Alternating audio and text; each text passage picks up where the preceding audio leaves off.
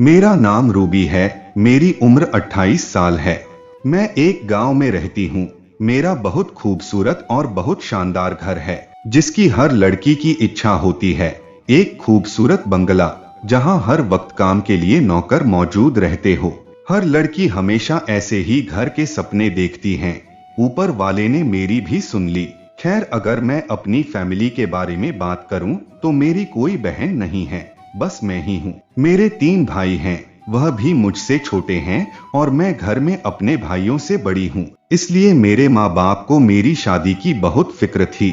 मुझे अभी शादी नहीं करनी थी, क्योंकि मुझे पढ़ाई का बहुत शौक था। मैं अभी अपनी पढ़ाई जारी रखना चाहती थी, ताकि कोई अच्छी सी जॉब कर सकूं। लेकिन जब मैंने कॉलेज छोड़ा तो उस वक्त मेरी उम्र 19 साल थी। तभी मेरे घर वाले मेरी शादी के बारे में सोचने लगे। मेरे लिए काफी सारे रिश्ते आए थे, लेकिन मेरी माँ मना कर देती थी। वह मेरी शादी एक बहुत बड़े घर में करना चाहती थी। उन्हीं दिनों मेरे लिए एक बहुत अच्छा रिश्ता आया। वह बहुत अच्छे और अमीर आदमी थे, तो मेरे माँ बाप ने यह रिश्ता पक्का कर दिया। इस तरह मेरी उनके साथ बात फिक्स हो गई। मेरी मम्मी घरेलू काम काज करने वाली औरत थी। वह घर में औरतों के कपड़े सिलाई कढ़ाई भी करती थी, और वह मेरे पापा का हाथ भी बटाती थी। खैर, अब तो मेरे तीनों भाई भी जवान हो चुके थे। वे जॉब करते थे और वह घर का ज्यादातर खर्चा उठा लेते थे। जब मैं पैदा हुई थी, मेरी मम्मी ने तभी से मेरे लिए दहेज का सामान इकट्ठा करना शुरू कर दिया था। मैं जब थोड़ी सी बड़ी हुई तो उनसे कहती थी कि मम्मी, आप यह सब क्यों कर रही है? तो वह मुझसे कहती थी कि बेटी, जब तुम दुल्हन बनकर ससुराल जाओगी और तुम्हारे बच्चे होंगे तब तुम्हें पता चलेगा। खैर, सब बातें करना तो उनका रोज का काम था। मेरे पापा एक फैक्ट्री में काम करते थे। उनकी सैलरी बहुत कम थी, लेकिन फिर भी उन्होंने कमेटियां डाल डालकर मेरी शादी के लिए बहुत पैसा बचाया हुआ था। मेरे पापा मुझसे बहुत प्यार करते थे, लेकिन उनको मेरी शादी की हर समय बहुत फिक्र लगी रहती थी। और फिर उन्होंने मेरी शादी बहुत धूमधाम से की। मेरा पति, जिनका नाम मेहताब था, वह बहुत ही अच्छे इंसान थे। मेरे पापा ने काफी अच्छा घर देखकर मेरी शादी की थी। मैं बहुत ज्यादा खुश थी, क्योंकि मेरे पति मेरा बहुत अच्छे से ख्याल रखते थे। इसी तरह समय गुजरता गया और अब मेरी शादी को 8 साल हो चुके हैं, लेकिन अभी तक ऊपर वाले ने मुझे औलाद नहीं दी।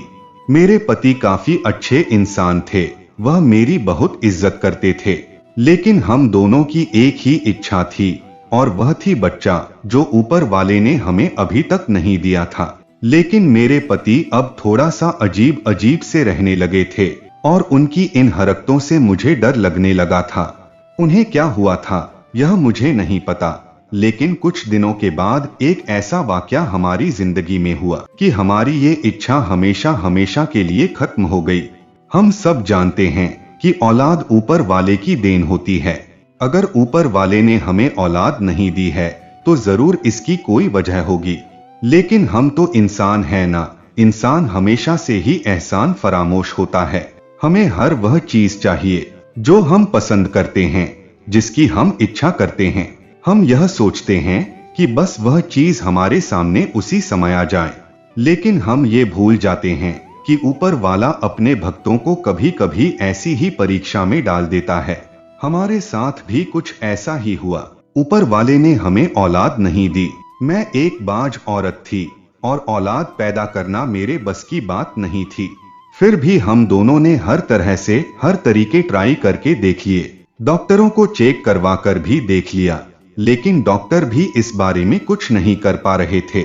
इस बात से मैं खुद भी मायूस हो चुकी थी, लेकिन मेरे पति इस बात को मानने के लिए बिल्कुल भी तैयार ही नहीं थे कि मैं एक बांझ औरत हूँ। उनको लगता था कि उनके पास बहुत पैसा है तो वे उन पैसों से कुछ भी कर सकते हैं। 1-2 बार औलाद हुई भी थी, लेकिन पैदा होते ही उसकी मृत्यु हो जाती थी। घर के सब सदस्य मायूस हो गए थे। मैं खुद भी हद से ज्यादा मायूस हो चुकी थी। जो कोई कहीं का भी पता बताता था, मेरे पति मुझे लेकर वहीं चले जाते थे। मैंने कई बार उनको कहा था कि हमें अब ऊपर वाले का फैसला मान लेना चाहिए। लेकिन वह मेरी बात सुनने को तैयार ही नहीं थे। मेरी सास भी मेरे पति को बहुत समझाती थी कि बेटा ऊपर वाले की मर्जी को ही अपनी मर्जी बना लो, लेकिन ये किसी की भी नहीं सुनते थे, हमेशा अपनी ही मर्जी चलाते थे। जो उनको ठीक लगता था बस वही करते थे। एक औरत होने के नाते बहुत सारी तकलीफ औरत के हिस्से में आती है, जिनको ना चाहते हुए भी उसे स्वीकार करना ही पड़ता है। अब मेरे पास और कोई चारा नहीं था, मैं करती भी तो क्या करती। जो वह कहते थे मुझे वह चुपचाप करना पड़ता था। अब वह मुझे हर दिन यह ताना देते थे कि मैंने तुमको हर चीज दी, हर खुशी दी, जो तुमने कहा तुम्हें लाकर दिया। अगर तुमने मेरी बच्चों की कमी को पूरा नहीं किया तो मुझे मजबूर होकर एक आखिरी फैसला करना पड़ेगा, मुझे अब दूसरी शादी करनी पड़ेगी। मैं उनकी इस बात से बहुत ज्यादा डर गई थी। मुझे डर था कि कहीं यह मुझसे तलाक की रिक्वेस्ट ना कर बैठे। मुझे यही डर सताता था कि मेरे माँ बाप अब मेरा दुख बर्दाश्त नहीं कर सकते। अब मुझे उनको किसी भी हालत में कोई दुख नहीं देना था। बस उसी डर की वजह से मैंने अपनी जुबान पर ताला लगा रखा था। मैं चाहकर भी कुछ नहीं कर सकती थी और कह भी क्या सकती थी। मेरे पति जो भी बोलते, जहां जाने को कहते, मैं चुपचाप उनके साथ चल पड़ती थी। जिस डॉक्टर या हकीम के पास लेकर जाते वह सब मुझ में ही कमी निकालते थे। उन सब से अब मैं बहुत तंग आ चुकी थी। मैं जानती थी कि ऊपर वाले की मर्जी नहीं है कि वह हमें औलाद दें, लेकिन फिर भी क्या कहा जा सकता था। औरत थी, यह सब बर्दाश्त करना मैं अपनी किस्मत समझती थी और खामोश रहती। बस इसी तरह वक्त गुजरता गया। एक दिन सुबह मैं सोई हुई थी कि मुझे अलमारी खोलने की आवाज आई और अचानक मेरी आंख खुल गई। जब मैंने देखा तो वह मेरे पतिदेव थे, जो मेरी अलमारी से मेरा दुपट्टा निकालकर अपने साथ ले जा रहे थे। जब मैंने उनसे इसकी वजह पूछी तो कुछ बोले बिना ही वहां से चले गए। मैं हैरान थी कि वह मेरा दुपट्टा लेकर कहां जा रहे हैं। मैं उनके वापस आने का इंतजार करने लगी कि आखिर उन्होंने ऐसा क्यों किया। वह शाम को जब वापस आए तो वही दुपट्टा उनके हाथों में था। उन्होंने आते ही मुझे बेड पर लेटने को कहा और मैं चुपचाप बेड पर लेट गई। और फिर वह उसी दुपट्टे से मेरे पाँव की मालिश करने लगे, फिर उसी दुपट्टे से मेरे पेट की मालिश करने लगे। मैं हैरान थी कि यह क्या कर रहे हैं। अगर मैं उनसे कुछ पूछने की कोशिश करती तो वह मुझे खामोश रहने को बोलते। खैर वक्त गुजरने लगा और फिर कुछ दिनों के बाद मुझे पता चला कि मैं प्रेग्नेंट हूँ। मेरी खुशी का तो ठिकाना ही नहीं रहा। मुझे यह दुनिया और भी अच्छी लगने लगी थी और यह खुशी की खबर मैंने अपने पति को बताई तो उनका भी खुशी से बुरा हाल हो गया था। वह खुशी में मिठाइयाँ बांटने लग गए थे और मुझे बार बार यही कह रहे थे कि देखा, मेरी मेहनत रंग ले आई। मैं अब बहुत खुश थी। मुझे अपने आप बहुत खूबसूरत लगने लगा था। मैंने अच्छे से अपना ख्याल रखना शुरू कर दिया और मेरे पति ने भी मेरा बहुत ख्याल रखा और किसी चीज की कभी कमी नहीं होने दी। इसी तरह दिन गुजर गए और आखिर वह दिन करीब आ ही गया जिस दिन का हम सब बेसब्री से इंतजार कर रहे थे। एक रात मेरी तबीयत अचानक खराब होने लगी।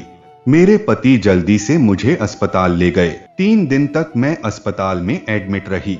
मेरी हालत बहुत खराब थी। डिलीवरी में काफी वक्त लग रहा था। सब परेशान थे कि आखिर ऐसा क्यों हो रहा है।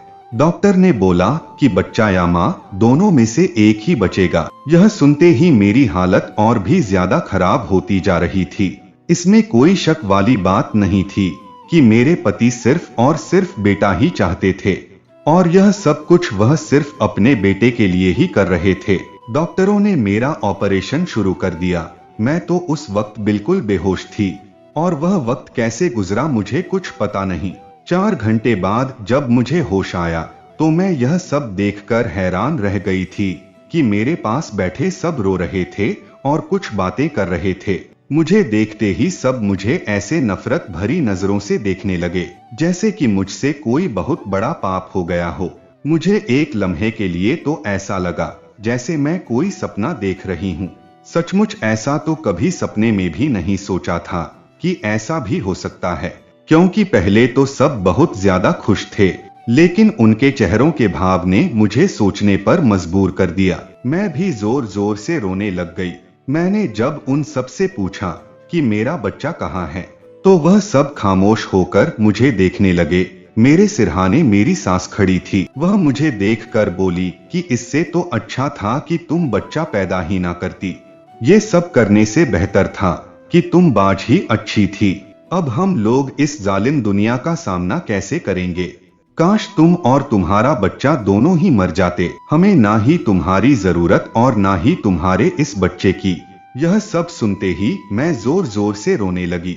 मैंने तो कुछ और ही सोचा था कि जब मैं बच्चा पैदा करूंगी तो सब बहुत खुश हो जाएंगे। पूरे खानदान वाले मुझे बधाई देने आएंगे। मेरा बच्चा हमारे घर की रौनक बनेगा।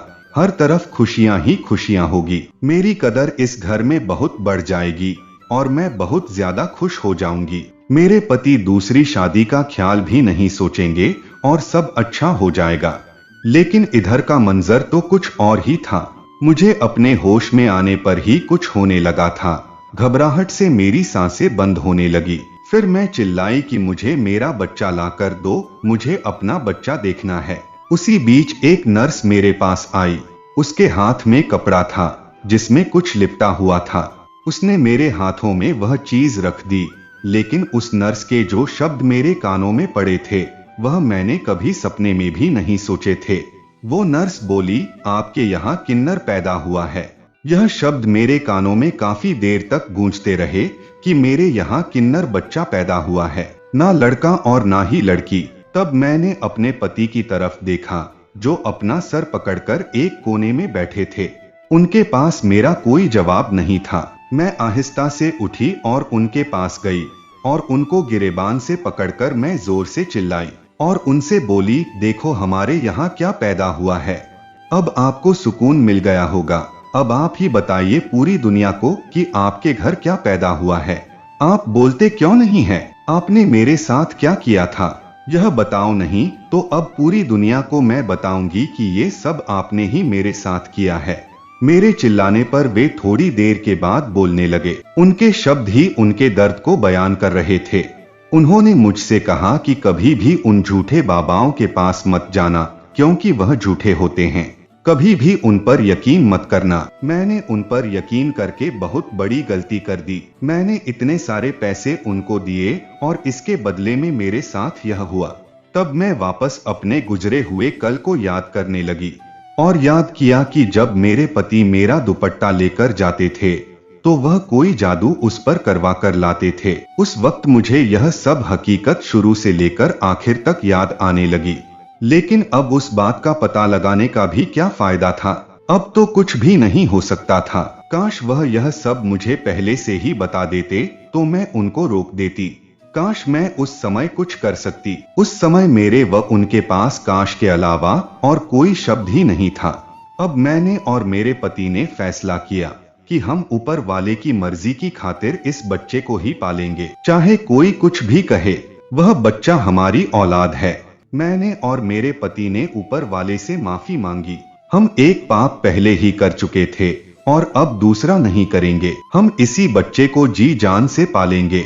साथियों, मैं आपसे पूछना चाहता हूँ, क्या रूबी के पति ने तांत्रिक बाबाओं के चक्कर में पड़कर अच्छा किया था या नहीं? और जो इन्हें सजा मिली वह बिल्कुल ठीक थी या नहीं? आप हमें कमेंट करके जरूर बताएं। और हाँ, यदि आपको कहानी अच्छी लगी है तो आप वीडियो को लाइक कर चैनल को जरूर सब्सक्राइब कर ले। धन्यवाद।